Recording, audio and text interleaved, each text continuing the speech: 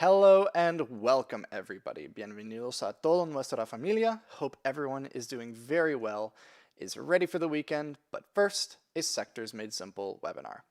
I'm very happy to be here with you all today with a very important topic, one that some of you might know about, not because of the good reasons, but because this has happened to you. So today, I'm here to talk about trade violations. These are the rules that no one teaches you, but all brokers and Uncle Sam expect you to know. So today I want to demystify and talk about what these violations are. We're going to talk a little bit about the differences between cash and margin accounts, and then, of course, the violations, what they are, how they happen, and most importantly, how to avoid them. So, without any further ado, let's get straight into the action. But before, there's one last thing. We provide many of these webinars to you all every Friday, free of charge. And in return, there's one thing you guys could do to help us out.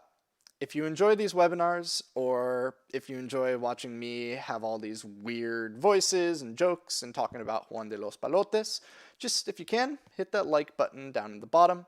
It's free to do, takes half of a second, doesn't require you to sign up or do anything, but it does help us out quite a bit. It makes the YouTube robot happy, which then makes the Jonathan happy. So, if you can, give us a like, and let's get straight into today's presentation. So, here is what I have for you all today. Trade violations. Disclaimer, and today it's important, so don't just gloss through this one. We're going to be talking about trade violations. These are things that are specific to brokers, and while the violations don't change, the exact ways that these brokers do these violations might change just a little bit, or how they explain these violations to you might change a little bit. So please, if you're ever in doubt, reach out to your broker. It is their job to help you avoid violations. They don't like them any more than you do. So work with your broker together to make sure that you are avoiding any of these violations. So the goals for today's webinar are pretty simple. We're going to talk about what cash accounts are and how they work, how they differ from margin accounts, what trade settlement is and how it works, what the three main types of trade violations are, common ways these violations happen, and of course, the important part, how we avoid these violations in the first place. So let's get started by first talking about what a cash account is. This is what you think of when you think of an investment account. It is the account that allows you to buy and sell stock. And in order to do that, what you do is you have money that you give the money to the broker and say, hey, when I want to buy a share of Tesla, use this money and go buy me that share of Tesla. That is what a cash account is. You use cash that you have to buy and sell securities. But the end of the road is not just stocks. You can trade a variety of securities, including stocks, bonds, mutual funds, ETFs, index funds, real estate investment trusts, and some cryptocurrencies and some stock options as well. The limit is set really high on what you can actually buy and sell. So what does differ here is just what cryptocurrencies do they let you buy? What option positions do they let you buy? And also, in some cases, they're going to limit what you can do, but it's not very common. But there is one last difference that I want to talk about. How the word cash can change. Because to you and me, cash is cash, all right? It's dollar bills, dollars and cents, man. That's cash. But some brokers, the word cash means something slightly different. So let's cover what that difference is. Some brokers, you give them $100 and say, hey, keep this $100 so when I want to invest, I can. That's great. For some brokers, that's all they'll do. They'll just put the money there for you, and when you want to invest with it, ta-da, the money's ready. But other brokers will take your cash and use it. And what they'll do is they'll put your cash into something called a money market fund. These money market funds are very similar to mutual funds and include and trade what are called cash equivalent securities. These are things that are extremely short term and extremely low risk. Okay, nothing is ever risk free, by the way. Nothing, no investment is risk free. There's no such thing as free money. These are very close to risk free. And they include securities like treasury bonds and notes, municipal bonds, which are going to be state, county, or city level bonds, and other things like that that are as good as cash. And some brokers will even give you the option of choosing what to invest your cash in. So when you're not using it, you're technically still making a profit. Although that profit, you may still make a profit, even though that profit's probably a cent, if that. So the benefit here, your cash might generate a teeny bit of profit, but really, to you, it's no different. The money is still going to be there when you want to use it, and it's still instantly available. That's why it's called cash equivalent. It's as good as cash. You can use it like cash. So let's use the example of Fidelity. Many of us use Fidelity as our broker, and it's a perfect example of a company or a broker that uses cash equivalent securities or money market funds to hold your available cash. So they offer three options. SPAX, SPAXX, which is a government money market. What that means is that they invest in government and treasury bonds and notes. They invest mostly into big government stuff. And by that, I mean literally like over 99% of their portfolio is just that. Then the second option that we have are treasury money market funds. This one is slightly different. They only invest in treasury notes and treasury bonds, but the idea is still the same thing. Very, very secure, extremely low risk things with very, very low return. And then the last one is Fcash. This one is going to be their interest-bearing option, where they can use your cash for other things, and you get a slight amount of return. How much return? Well, on average, remember, it can go up, it can go to zero, it can also go negative. But most of the time, it's sticking around 0.01% profit per year. That's what I mean by like literally nothing. It's the equivalent of just having it in cash. Regardless of what choice you choose, the result to you is just about the same.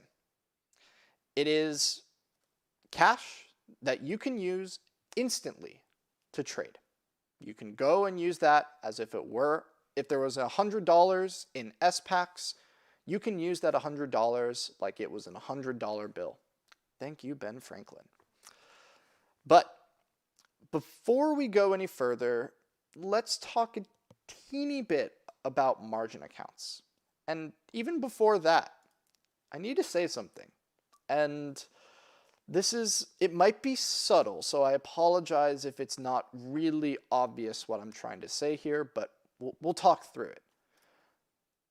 Margin accounts are insanely risky. They are insanely, insanely risky. For most and almost all investors, you do not need a margin account. A cash account does what a margin account can do with so much less risk. And you're probably thinking, wait, you can buy stocks, and I saw what Facebook did this week. Stocks can crash, right? Yeah, but I'll show you why in a moment that margin accounts can be so much worse than just losing everything you have in your account. And my goal here in explaining a margin account is not to encourage you to open one. I'm not even going to say don't open one. It's your own decision. It's your own financial journey. But the only reason I'm showing them here is to better explain cash accounts. I'm just using margin to show the differences in cash and why these trade violations exist in cash accounts. All right, again, it's pretty subtle, but I hope I got the point across. Margin accounts are risky, super, super risky. And to understand more, let's talk about what they are. Let's think of brokerage accounts, both cash and margin, as it's a card. It's a charge card. A debit card works by you attaching some source of money, some cash. Usually a debit card is a bank account that you can pay for things. So you have $500 in your bank, you go do a really big run at Costco, and you can spend $500 on your Costco run. If you don't have the money to pay for something, you can't buy it. In the brokerage account world, margin accounts are like a credit card. So the debit card is our cash account. You can only spend money if you have it in your account. Margin accounts are like a credit card, where they let you spend someone else's money with the expectation and requirement that you pay them that money back. So the way that margin accounts work is that you can invest your own money, and margin accounts do require you to have some money invested. And how much, again, we're not going to get into. I'm not here to tell you about margin accounts. I'm just explaining the important parts for today.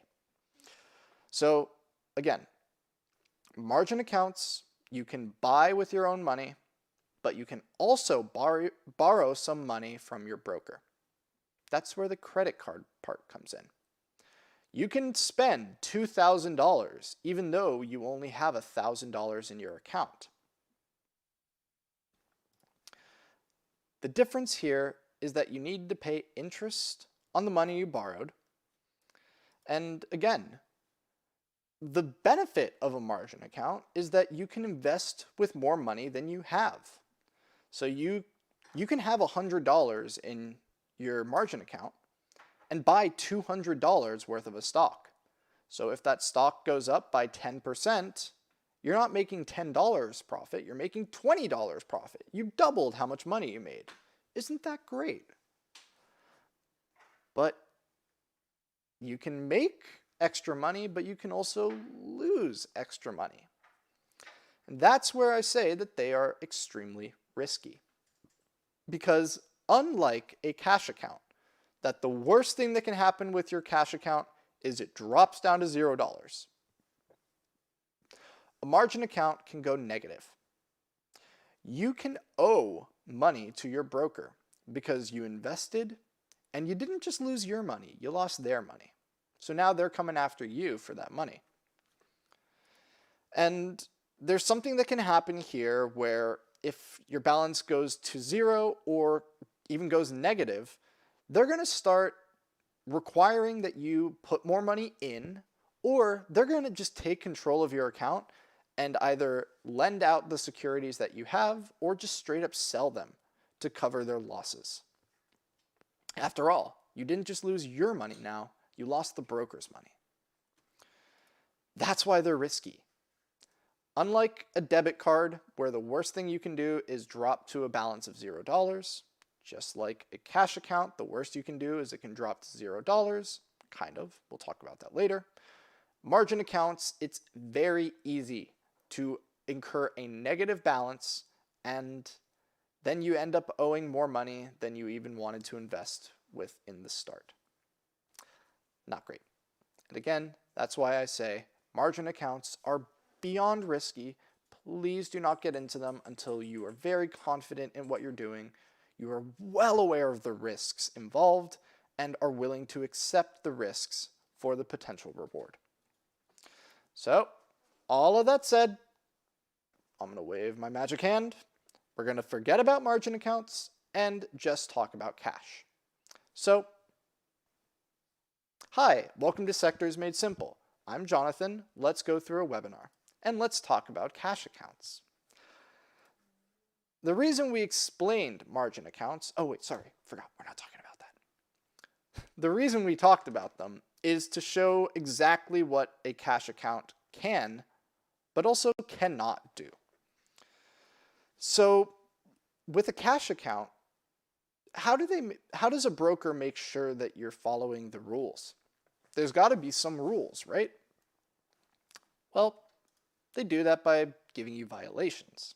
Little tickets if you break the rules. My mom gave me this example earlier, and I love it because it happened to us. We went fishing up in Canada, and when you go fishing, you have to buy a license. That license lets you go fishing, but also means that you understand the rules and laws behind being able to fish. Now, it's not perfect. And the reason it's not perfect is because I didn't read the rules, but they expect you to know them. So we went out fishing and we caught a really, really nice salmon.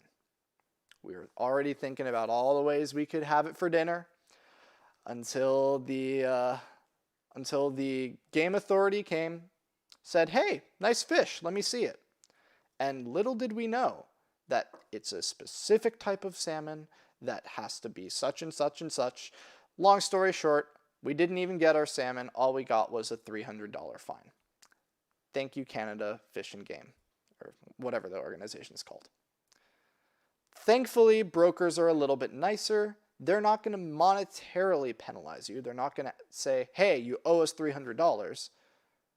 But they will give you violations, which will have their own penalties. And we'll talk about those as we go through. So, what type of violations are we going to talk about? There's 3. Good faith violations. Good faith violations are the first type and by far the most common. Then there is free-riding violations. And lastly, cash liquidation violations. Before we can get into that, there is one last thing that we need to talk about. Settlement. Trade settlement is something that you may have noticed, you might not have noticed, but affects everyone that buys and sells equities through a broker. Because when you buy or you sell a stock, ETF, mutual fund, anything like that, the sale's not instant. It's not you put in the sell order and then instantly you shake hands with the person on the other end of the computer and boom, you now got rid of cash, you now have stock. The other person got rid of stock, they now have cash. That's not how it works. We are lucky. We are in 2022. Technology is getting better. Computers are pretty good. That's how we're talking right now. How you can see my lovely face is a computer. Computers have sped things up a lot in the market. But it's not perfect, and things can still take some time. Stocks are no different. Most brokers in the US have a settlement time of around 2 days. This can change. Sometimes it can be 3 days. Sometimes for certain things like mutual funds, it could be 1 day. But in general, it takes time between the time that you say, hey, I'll buy those shares from you, until the moment where you actually shake hands. So that time is called settlement time. And you'll see this sometimes stated as T plus 2, or in the case of a 3-day settlement time, T plus 3. Now keep in mind, these are trading days. So T plus 2 is not, if you trade on Friday, it's available on Monday. That's, if you sell it on Friday, it's available on Tuesday. So these are trading days, not days. So again, there's the actual execution date, when the trade happens, when you agree to purchase it, and then the date that the trade actually goes through. You shake hands, one person gives cash, the other person gives stock, and you trade sides. That is the settlement date. So if you buy shares on Monday and the settlement time is 2 days, on Wednesday, you will see that you will now have stock. They will have your money. So again, what this means is pretty simple. You don't actually own those shares until the settlement date. That also means if you sell a security, you don't actually have that cash until the settlement date.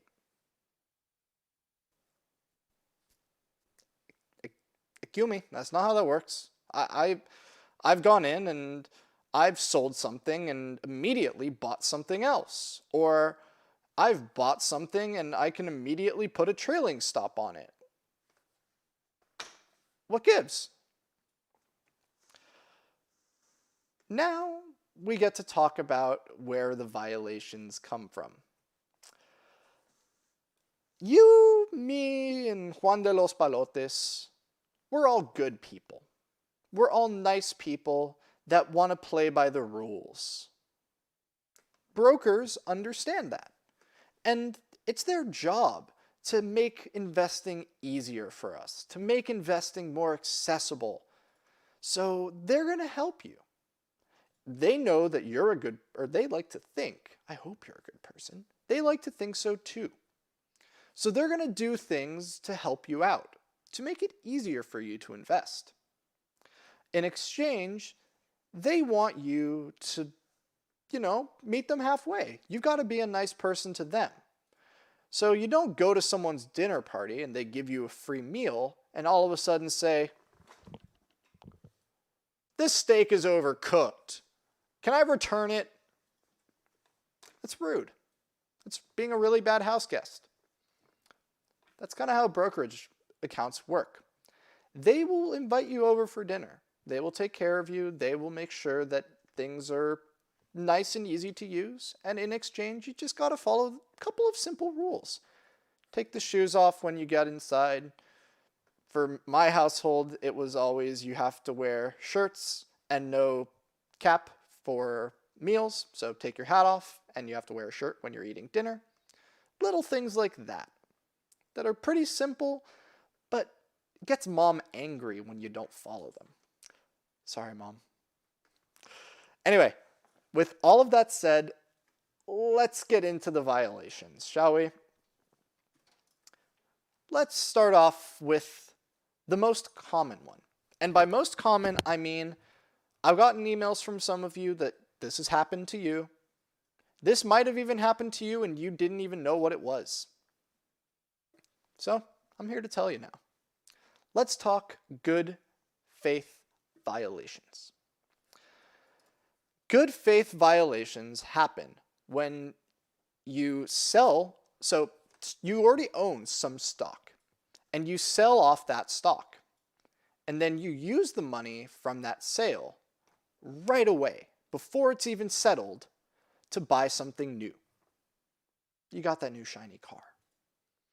But you started driving the car and you realize you don't like it, so you sell it before the first sale of that stock. Remember that stock you held at the beginning? Yeah. If you sell that new thing before that old thing actually sells, you just got yourself a good faith violation. It's all of these explanations, by the way, are super complicated.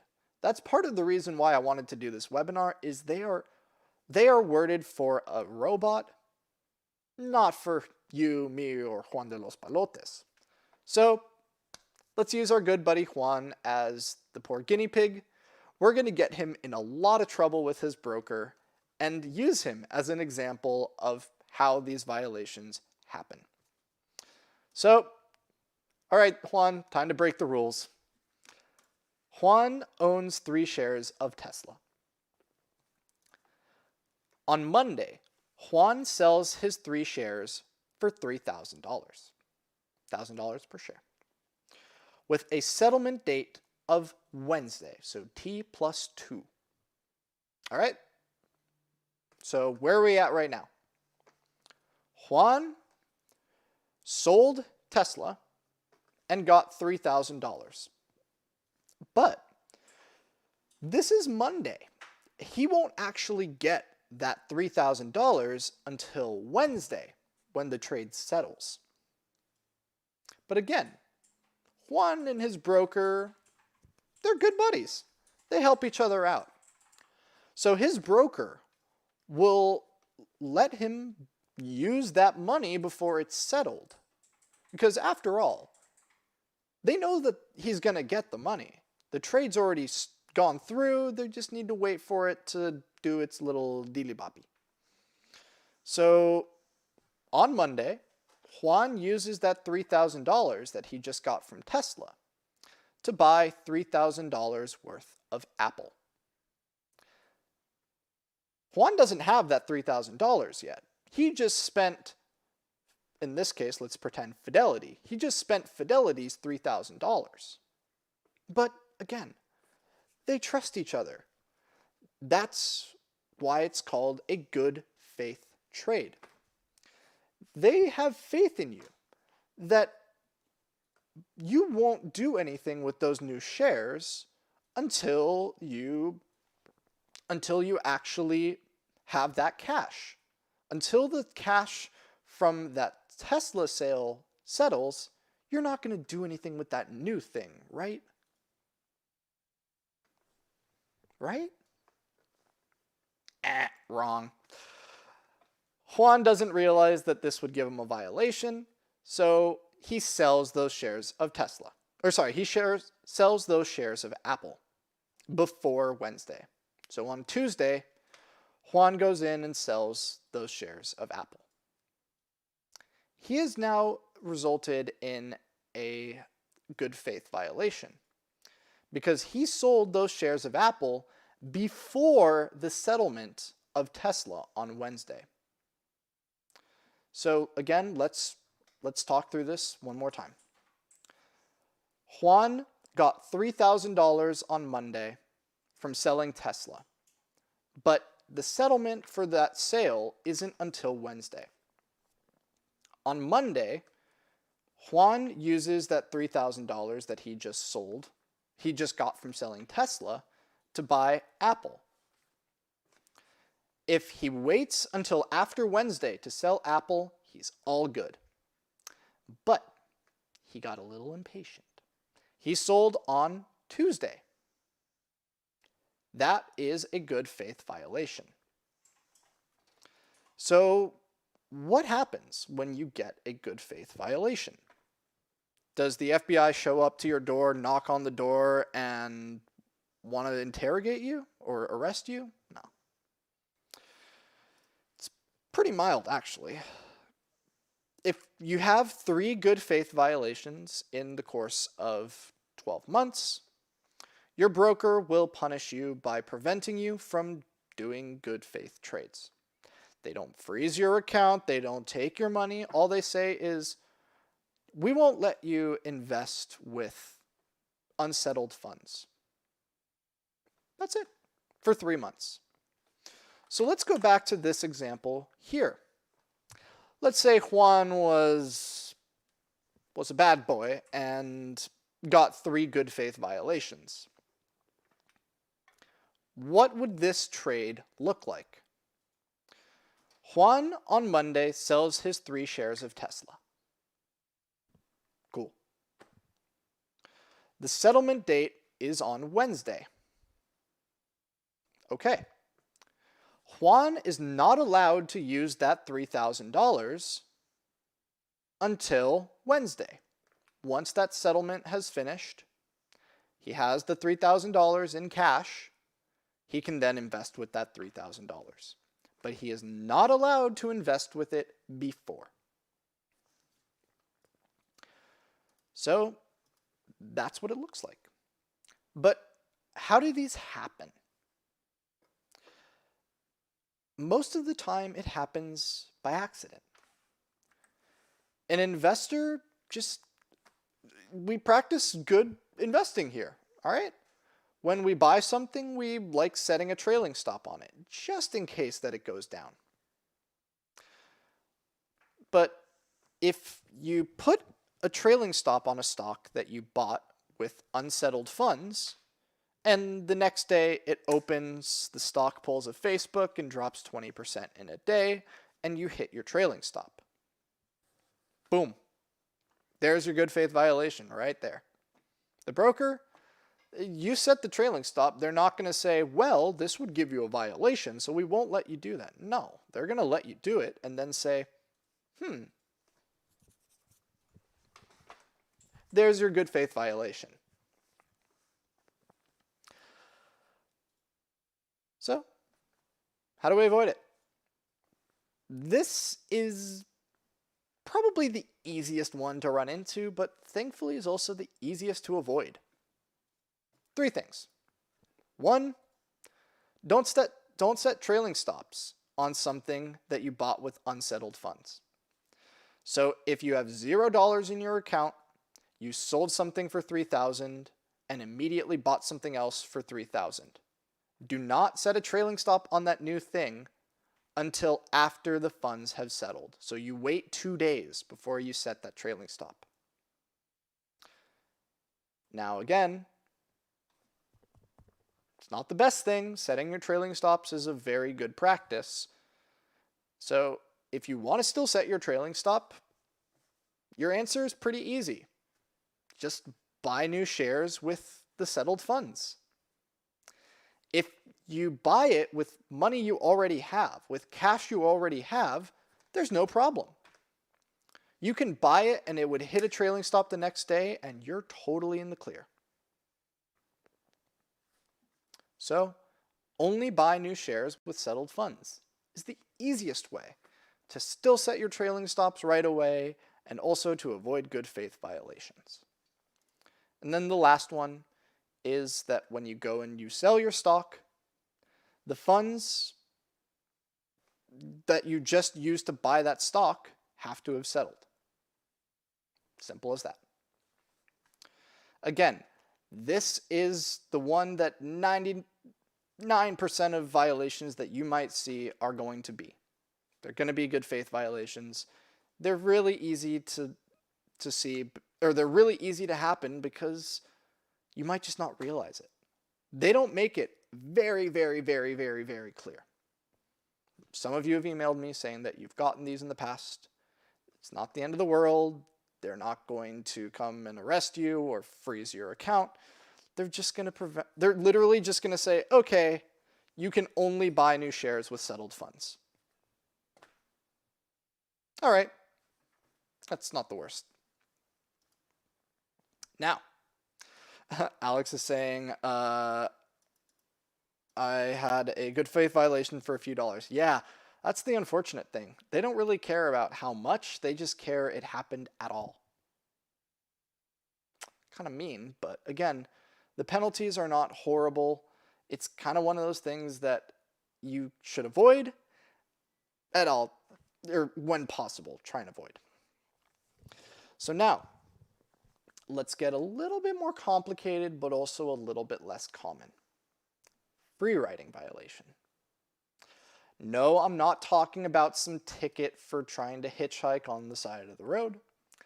Freeriding violation is not just something your broker would say bad. The Federal Reserve Board is going to say that. So they have a bunch of rules and regulations to how people can invest. And one of those regulations, Regulation T, is what a freeriding violation breaks. Regulation T prevents traders from paying for paying for a stock with money that was either partially or fully paid or sourced from the sale of that stock.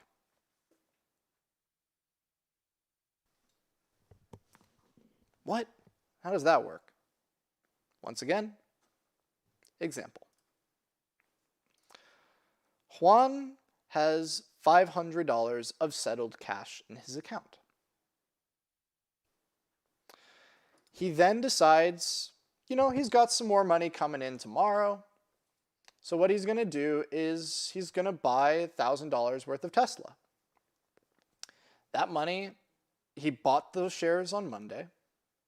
Those shares will settle on Wednesday.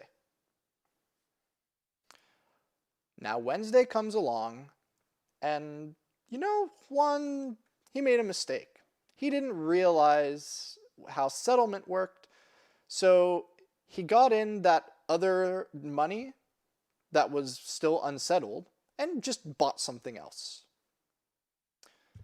So Wednesday comes along, the broker says, all right, it's time to pay up. Give me the $1,000. Juan doesn't have it. So what the broker is going to do is the trade still needs to happen. So then the next day, Juan would sell his shares of Tesla for $1,200. He made some money, all right? He profited. And then he uses $1,000 from that sale to pay for the purchase. So what he just did was he bought shares of Tesla, didn't pay for those shares of Tesla in full, and instead he sold Tesla and then said, oh, I just made a bunch of money from selling Tesla. Here, let me finally pay for those shares of Tesla. Weird, rarer than a good faith violation, but it can happen. So that's a freeriding violation. Penalties here, this one is the most harsh because, again, you're not costing yourself money at this point, you're costing the broker money because they need to put up that money for that trade. So this is what becomes a freeriding violation. And because it's a little bit more strict and a little worse, because you're not just breaking the broker's rules, you're breaking the Federal Reserve Board's rules, you get a one and done. If you break the freeriding violation policy, then your broker is going to say you can only buy securities with 100% settled funds. So if you have one of these violations, the only way that you can buy new shares is if you buy it using settled funds. If you sell a stock and you've got one of these violations, you can't use the money from that sale until that settlement is complete. How does this happen? Again, it's a little trickier. This will happen if you don't realize that the violation exists and you just quickly start buying and selling stocks where you think, well, I had the money in my account when I bought it, I can just sell it later on to cover the next settlement. When you're trading really quickly, you're going to make mistakes. When you're doing anything really, really quickly, you're going to make mistakes. And that's where these violations will mostly come from. trading too quickly, forgetting how much settled funds and unsettled funds you have. And when you realize that you don't have enough money to cover a sale, trying to sell off that same stock to pay for the purchase of that stock. So, considering how tricky it is to hit it, how do you avoid it? Easy, just don't invest with unsettled funds. But if you're going to invest with unsettled funds, just make sure that you have enough capital on the settlement date. That's it. Think about it. The best practice here is pretty simple. If you have $1,000 to trade right now, only trade 1,000. Don't trade more. This one you need to actually try to hit. Or you need to be trading so fast that you did it and you didn't even realize. Now we have one last violation to talk about. Cash liquidation violation. And if you thought the other two were confusing, oh boy, do I have some news for you. This one is an entirely different level of complicated. But again, pretty difficult to hit. So let's cover it. And again, we'll use an example to try and make all of this a bit simpler to understand because, again, they don't make it easy. They don't make it easy to understand this stuff, which is why it's so easy. Even if you're aware of these things, it's easy to make these mistakes. And that's why this webinar exists. It's not after this webinar, you're never going to hit one of these violations. But you know how to avoid them. And if you do get one of these violations, you understand what that means, but also why it happened. So let's talk about cash liquidation violations. This happens when you buy a stock and you buy a stock and then right after you realize, oh, I didn't have enough money for that. So you try and sell something off. You try and sell something else off really, really quickly to cover the price. That's where you get in trouble. Again, it's very confusing, that idea, because a lot of this comes from you're investing with money that's not settled. That's where a lot of these problems stem from. So, let's see what's happened to Juan this time.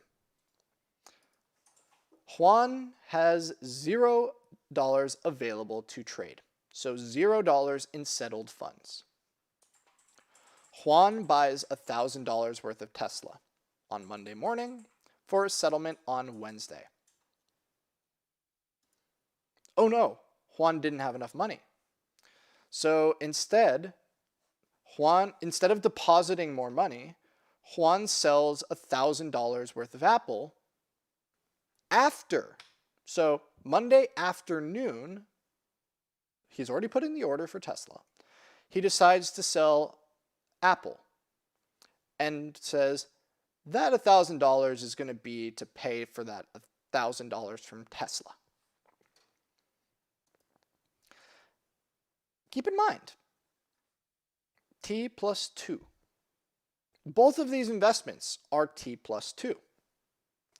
So Wednesday comes around and Juan is supposed to pay $1,000 for his shares of Tesla. He can't just be, hold on 1 minute, yeah, I'll have that money for you in 2 hours. I'm just waiting for my shares of Apple to sell. You can't do that, bud. You can't do that.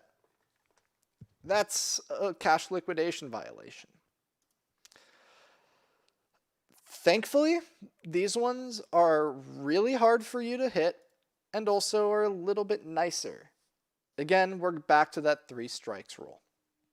3 strikes in 12 months. That's it.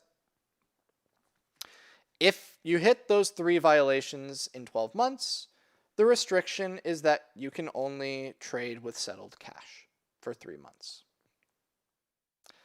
And again, how did these happen?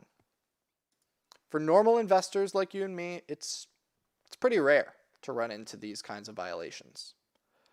The main way that you would maybe have this violation happen is if you put in an order after hours. Again, this example from the previous slide is pretty extreme. Let's go real here. Like Alex said, it could be for a few dollars, but a violation is a violation is a violation. So say you have $500 in your brokerage account. Settled cash, it's all good, it's all clean, it's all ready to use. You then say, all right, I have $500.00. It is 4:46 on a Friday. You know, I didn't really get a chance to invest earlier, so I'm just going to order $500 worth of Facebook. Facebook's a great growth company. Their earnings are going to be great. It's going to be a great time. Well, you buy those shares, but then Monday comes around and, oh, suddenly Facebook announced that they actually were wrong and their earnings were 10 times better. So that stock price just went from $500 worth of shares to $550 of shares. You put in that order on Friday. But when an order is placed after hours, then it should immediately, and I mean literally immediately, or it won't immediately complete until Monday morning, where you won't buy at whatever the price was at 4:46 on Friday. You will instead buy at whatever it was, $550. So you now are, you lost, or you're negative $50. You owe $50. Oh, I can sell those shares over there to pay for that $50. That's how these violations happen. So that's pretty, again, it's rare, but it can happen. And the most common way that it'll happen to you or me or Juan de los Palotes is by putting in an order after hours with every dollar and cent that we have in our account and made sure that and had that trade go up in price and complete at a higher price. Now, how do you avoid these? Again, don't spend every last cent in your account and avoid trading after hours if trading with very little settled cash. Esther, I sent you an email directly on Wednesday, because I saw your message. You should have received that. If you didn't, I'm not sure what it could be, but can you try sending an email to this address?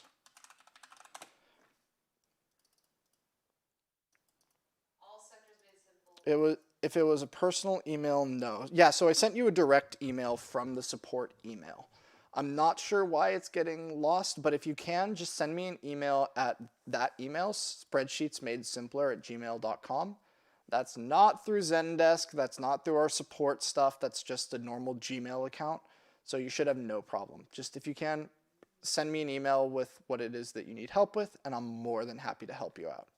I apologize that for some reason those emails aren't going through, but we'll work around it, I promise.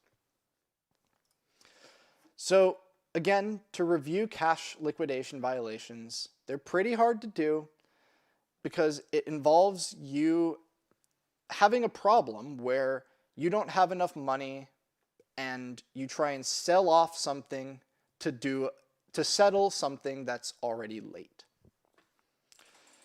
So let's review really quickly, because we've talked about a lot of stuff today.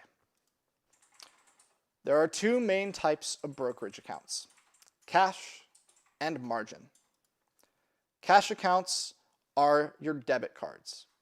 These you can only invest with money that you actually have. But even then, some little things can go wrong. Some buying and selling stocks don't happen instantly, and things can happen. Just like with a debit card, you can go and try and make a purchase that would make you go negative. And your bank is going to give you what's called an overdraft charge. You tried buying something that you didn't have the money for.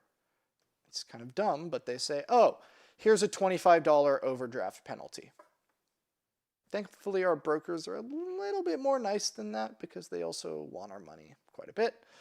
So these violations are not as severe as actual dollars and cents lost. These violations are things that happen when we break the rules around buying and selling securities. These violations aren't horribly severe. They're not going to give monetary loss, but it's pretty easy to avoid them. If you know what they are, they're easy to avoid. The problem is that no one tells you, usually until it's too late. They're really complicated even if you know what they are. So we got to be careful. We got to be really, really careful. But remember that we shouldn't be terrified. Worst happens, they penalize us, and we can only trade with settled funds. That's not the end of the world. We still can use our brokerage account. It's only temporary, and it's not the end of the world. We can move on. We just need to change things a little bit. So, that is what I have for you all with trade violations. It's a crazy world that is confusing, but necessary to know. So the best that we can do is understand what they are and have some simple ways to try and avoid them. So, that is what I have for you all for the webinar. There is one very quick last thing that I want to show you all. This is our website. We recently launched our new version of the website. It's very nice, it's very pretty, and it also has new pricing options for a Sectors Made Simple subscription. If you're interested, you can now purchase a 3-month or 6-month subscription. And any subscription currently has a promotion where if you use the promo code SMS10, you get 10% off your first payment. First payment means that if you buy the 3-month subscription, you get $24.90 off of your first 3 months. If you buy the 6-month, you get $44.90 off your first 6 months. And if you buy the annual, you get $74.90 off of your first year subscription. So it's for the first payment period, you get that 10% discount. But that's not why I'm showing you the website. I want to show you the website because below my lovely face, if I hide it, there is now this little button. If you click it, abracadabra. The entire website is now in Spanish. Everything on this website is now in Spanish. Want to log in? It's now in Spanish. Want to know about our pricing options? It's all in Spanish. Everything on the website, including our help section, and even our getting started guides, are available in Spanish. So if you prefer to get your content in Spanish, now you have the opportunity to see everything that Sectors Made Simple has to offer natively and lovingly in Spanish. So if you're interested to see what the website looks like in Spanish, all you have to do is click that toggle button. We will be adding this, hopefully, to the Learn site and to the Matrix in the future. For right now, we have some other very, very fun changes planned for you all. Because we're not done. We're not done with the Matrix. We're not done with providing more tools and resources. That's our goal, to continue improving, continue getting better in the information we provide, but also the tools that we offer. So we'll have plenty more updates and fun and interesting projects to share with you all in the very near future. But in the meantime, I hope you all enjoyed the new website. If you run into any problems or you're having trouble, please send us an email at support@sectorsmadesimple.com. Kira's going to put it in the chat right now if you want the spelling. Send us an email there. We check that any day of the week. Any day of the Monday through Friday trading week. And there's no support team. I'm the support team. Kira's the support team. And sometimes even Cleo's the support team, but not really. She's not very good at support. So, from me, Cleo, Kira, Nate, and my mother, Julie, thank you all so much for joining us today. It's a pleasure to have you here with us as we continue to make investing simpler and easier to understand for everyone. If you can, please leave the video a like. I appreciate it. It makes me feel warm and fuzzy inside, and it also tells the YouTube robot that you enjoyed listening to me speak for an hour straight. I really appreciate it. Thank you all so much. Members, we'll see you all next Tuesday, where we'll get to talk about strategies using the different indicators that we learned from Tuesday. And for everyone, we will see you back next Friday with a new and interesting way that we can make investing simpler for you. So thank you all so much. Have a great weekend, and we'll see you all very, very soon. Later.